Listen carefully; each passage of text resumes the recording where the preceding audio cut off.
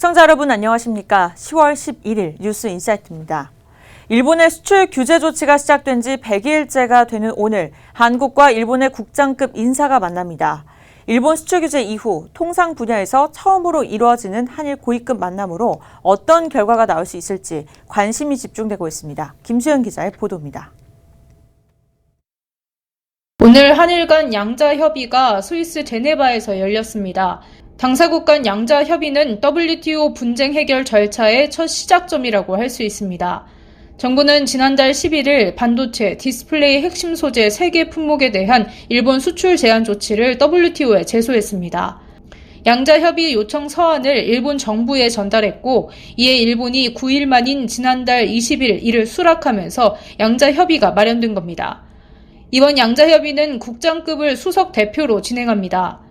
한국에서는 정해관 산업부 신통상질서협력관이, 일본에서는 구로다 주니치로 경제산업성 다자무역시스템 담당 국장이 수석 대표로 자리에 나올 예정입니다.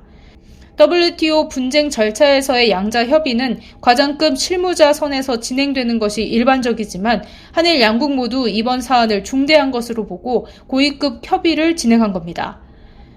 정해관 산업부 신통상질서협력관은 양자 협의를 위한 출국길에서 일본의 이번 조치가 WTO 협정에서 문제가 있고 비합치된다는 점이 있기 때문에 해당 문제를 조기에 해결할 수 있도록 노력하겠다고 말했습니다. 한국은 이번 협의에서 일본이 관세무역 일반협정에서 규정한 최혜국 대우와 수량 제한의 일반적 폐지, 무역 규칙의 공표 및 시행 위반 등을 집중 거론합니다.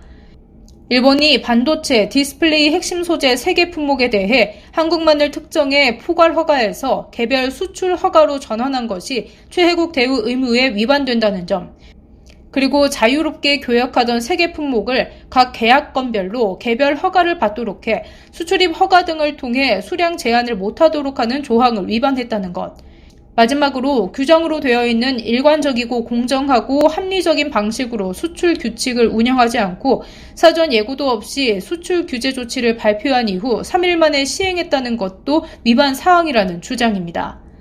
이에 일본은 수출 규제가 WTO 규칙에 부합하는 조치라고 맞설 것으로 보입니다. 이번 양자 협의에서 60일 안에 합의가 이루어지지 않으면 WTO에 재판정인 패널을 설치하면서 수년에 달하는 장기전에 들어가게 됩니다. 이럴 경우 해당 기간 내에 국내 기업들의 일본 수출 규제 피해는 피할 수 없을 전망입니다. 일본의 수출 규제 조치 이후 국내 기업들의 경영 환경에 대한 우려와 걱정이 남아있는 상황. 이번 한일 양국 고위급 협의가 문제 해결의 실마리가 될지 아니면 장기화의 시작이 될지 주목됩니다. 박스뉴스 김수현입니다.